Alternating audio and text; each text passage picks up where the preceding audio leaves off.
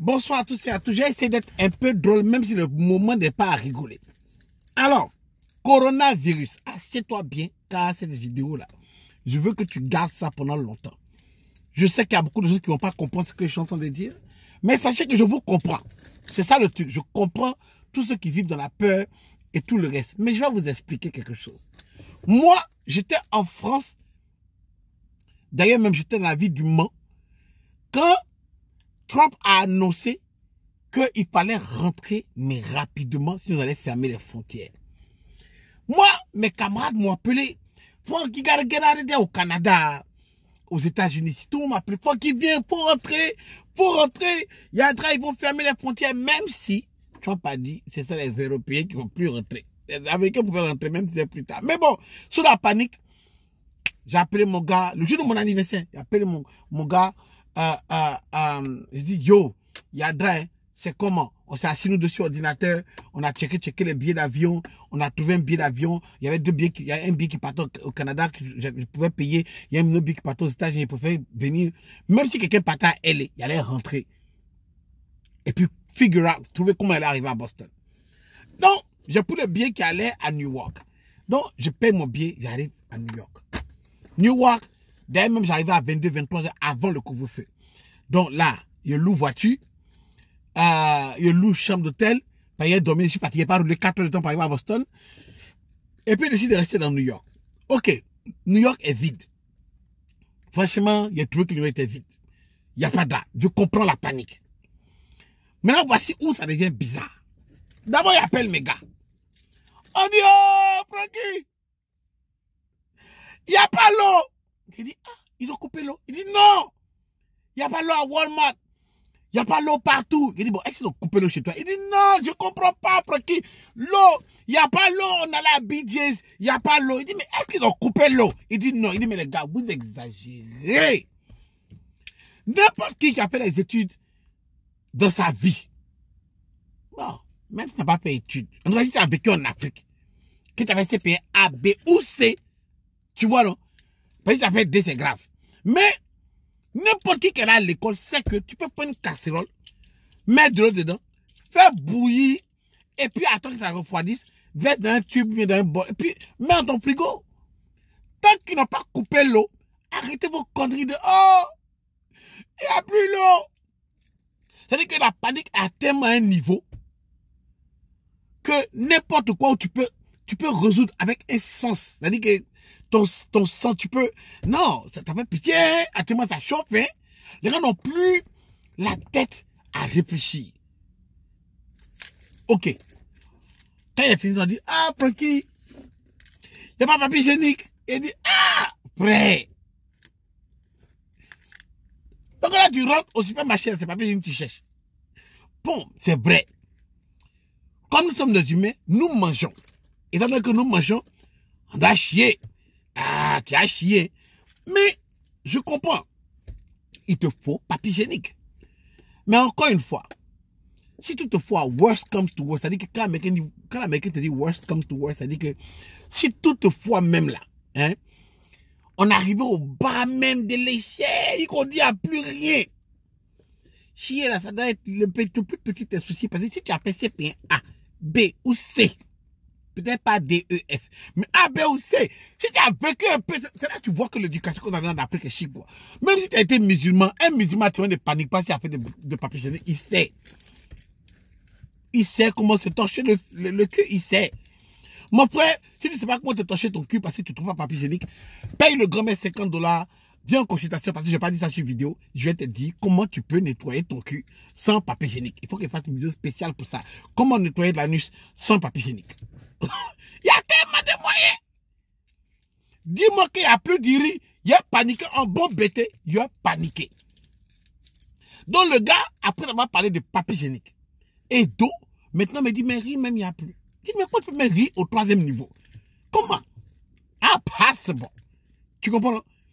Mais, là encore, je rentre dans le magasin. C'est vrai que sur les grandes surfaces, il n'y a pas riz.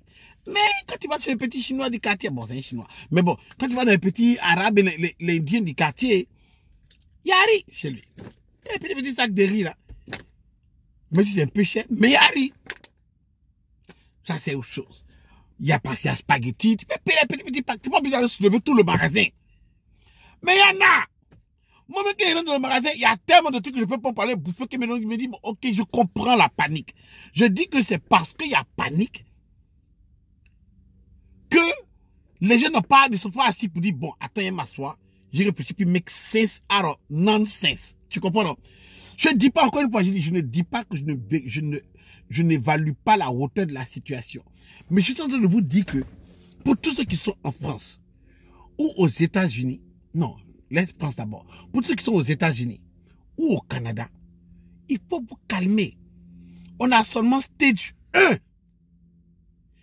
Vous paniquez, on dirait les gens qui sont à stage 3 ou 4. L'Italie, là, c'est eux qui doivent parler actuellement parce qu'ils ont fermé l'Italie.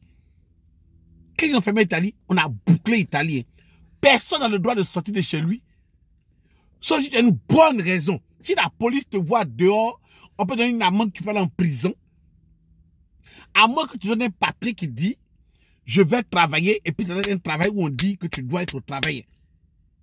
Comme les gens qui sont les vieux qui sont nécessités de voir quelqu'un là-bas. Sinon, tu n'as pas le droit d'être dehors. Ça, c'est stage 3. Toi, tu as stage 1. Moi, je suis dehors là. Je suis sorti, je viens de me faire tester en fait. Je travaille à l'hôpital. Moi, j'ai plus de chances d'attraper le coronavirus à mon travail que dehors. Je trouve que dehors, je suis en sécurité. Je trouve que... Attends, ouvrir ma porte. You know, je suis en sécurité dehors qu'au fucking travail. Tu comprends? Je travaille à l'hôpital, man. Emergency room là. Il dit chaque minute, ambulance arrive, on dirait que les gens là, non. Ils peuvent pas. C'est-à-dire que comment quelqu'un peut être malade dimanche, dors. You know, à 3h du matin, on reçoit ambulance comme si 3h du matin, tu peux pas dormir, tu peux plus attendre 7 heures pour venir à l'hôpital. Là, what the fuck? Encore une fois, je suis en train de rigoler de ça. Mais pour vous dire qu'on reçoit des malades à chaque moment. Et maladie de tout. C'est pour ça que nous, on est plus exposés à la grippe. Moi, j'ai été malade pendant 3 semaines. C'est tout le temps malade. Yo, après, je me peut-être que je travaillais trop. Mais en fait, c'est qu'on rencontre trop de gars qui viennent de flou, tout ça. Cold. Toujours, on les rencontre, on met masque partout. J'ai plus de temps de tomber malade au travail que chez moi, là, mais que dehors. Vous comprenez? Maintenant, voici ce que les gars sortent. Oh, j'ai dit la folie, là. J'ai dit que le coronavirus a battu le record de SIDA. C'est grave. SIDA, là, on n'a pas trouvé son remède. Les gens meurent vraiment, vraiment, vraiment. Like, tu parles de 1000, là. Les gens meurent de SIDA, like, vrai. Like, pas amusement, mais coronavirus au stage 1 a battu le record que SIDA pour au stage 4, 5, 6, frère. SIDA. On parle de SIDA, hein.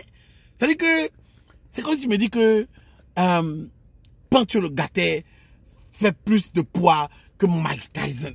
On parle de Mike fucking Tyson. Tu comprends, non? Alors, écoutez bien. C'est pas que encore une fois, je comprends tout le monde. Je comprends que les gens ont un peu peur, ils veulent prendre des précautions. Ce qu'il ne faut pas faire, c'est d'alarmer le monde. Et des fois, si tu allumes ta télévision, là, tu vas penser que non, c'est la guerre mondiale, c'est la paix du monde. Il y a une go au Gabon qui m'a fait trop rire. Elle m'a écrit, elle m'a dit non. On vient d'avoir un cas au Gabon. Oh my God, le grand maître, on n'est que 1 million. On va tous mourir. Là, il a dit oui, c'est vrai, effectivement, 1 million, vous allez mourir. Mais bon, je la comprends, il y a 1 million. Puis il y a un qui a ça quand même. Mais bon, bref, tu vois, non. Mais pour vous dire que quoi, mon gars, de sa folie, il me dit, dans sa panique, il me dit, mais Franck, on dit que Tom Hanks a eu ça. Le cinéaste Tom Hanks, il est parti en Australie et puis il est revenu installer lui et puis sa famille. Mais de quoi vous parlez? Tom Hanks, là, hein, c'est un acteur. C'est un homme public. Il va rencontrer, c'est-à-dire que il est plus à même d'avoir ça que nous autres. Mais bon, moi, je suis un peu populaire quand même. Mais je dis que toi, Cassia, qui est dans la télévision, qui n'est pas connu. Tom Hanks est plus en danger que toi. C'est-à-dire que c'est une maladie qui attaque les riches, vraiment. Ah, ça, c'est une bonne maladie. Ah, oui. T'es riche, yeah. T'es populaire. Au moins, quand tu es pauvre, tu es content que pour une fois, ta pauvreté te sauve. te sauve. Ta pauvreté te sauve. Pour une fois, ta pauvreté, là, ça te sauve. Quand même, tu n'es pas connu. Il me dit non, Donald Trump, quelqu'un a failli donner ça. Il y a des possibilités, il salue les gens. Il se permet de payer un pays, il rencontre du monde. femme du premier ministre canadien aussi a eu... Elle est partie où? Elle est dans un pays là, mais elle va partir, elle va rencontrer des gens. Elle est dans une salle, elle va saluer les gens. On dit l'entraîneur d'une équipe de basket a eu ça. Il va au stade, mon frère. Le gars va au fucking stade. Pourquoi tu penses qu'on a dit que non? On arrête tous les regroupements en public. Il a plus de chance d'avoir ça que toi. Arrête de paniquer, puis de paniquer le monde. Regarde, Tom Hanks là. Il chie aussi comme toi. Il fait caca. Et puis ça sent mal. Bon, Donald Trump, nous, on voulait qu'il meure à 20. Donc c'est pas trop grave, un grand truc. Mais il dit que tous les autres là, ils font caca comme nous. Et s'ils cherchent l'eau. I don't know what the fuck you talking about. C'est là que tu vois que l'éducation que tu as donnée là. Tu vois non, si tu es un gars qui a appris à vivre terre à terre, tu as appris à faire riz avec casserole, huile d'abord, sel dedans, découpage d'oignon dedans, tu attends, et puis après, tu mets de l'eau. Quand l'eau monte, l'eau bouille, l'eau commence à bouillir, et puis tu mets un peu de riz, et puis l'eau... Quand tu as appris à faire ça de terre à terre comme ça là, le jour où tu n'as pas cuiseuse de riz là, ton cœur coupe pas. Ton cœur coupe pas. C'est ceux qui sont arrivés. Il y a ma fille me dit, papa, comment vous viviez avant? Parce qu'elle est née génération Netflix. Donc elle ne comprend pas comment on a pu vivre sans Netflix. Elle, je la comprends. Tu comprends, non? Elle, je la comprends. Mais toi, le motherfucker qui est là dans la vidéo, ah, mais quand même, calm the fuck down. Maintenant, un truc que j'ai à dire pour tous ceux qui ont des enfants. Si tu paniques, c'est de ta fucking faute. C'est de ta faute. Pourquoi? Mon frère, tu es enfant. Dès l'instant où tu es enfant, l'éducation doit te faire en sorte que toi-même, dans ta routine normale, manger ne doit pas manquer chez toi. Ah, d'accord. Moi, quand je suis à Paris, au Mans, là, c'est ce qui se passe? Ah, d'accord. Quand on se réveille matin comme ça, on est payé les 3, les 4, on est dans le supermarché. Brrr, on remplit la maison. On n'a pas besoin de 6 mois. Tu comprends? On n'a pas besoin de 6 mois. Papier à main, on a fait pour au moins 4 mois. Parce que dans une chambre froide, tout est là-bas. La preuve à oignons surgelés. Oh, c'est gâté. On peut au moins 4, 5, 6 paquets de ça. Sac de riz, il y a toujours sac de riz, ça doit jamais manquer dans la maison. On doit avoir, mon père m'a dit sac de riz. Il doit avoir au moins 2 sacs de riz dans une maison. 2. Si on pense, c'est gâté. Il faut avoir 3 même. Père riz là, un seul cop de riz. Un seul cop de riz. Ça peut nourrir toi, ta femme, tes 2 enfants. Au moins. Donc on a toujours ça. Donc toi tu es enfant, mais toi tu peux pas, tu n'avais rien à la maison, tu n'avais pas riz, tu n'avais pas de l'eau. Alors c'est que toi tes enfants eux mangent du camembert, des jambons, tu n'as pas voulu leur monter du riz. Tu n'as pas voulu que les enfants mangent du riz, pas du tout que tu veux que tes enfants aient une meilleure vie que toi. Et il faut qu'ils boivent, il faut que tu manges du saumon avec... Il y a une fille qui a vu hier ou avant-hier, elle m'a envoyé d'un supermarché, elle avait payé quelque chose pour son fils. Ah bébé, et Franck m'a accompagné, je dois qu'elle paye un truc pour mon bébé, son lait. Moi je m'attendais à un lait normal. Son bébé ne boit que du lait avec almande.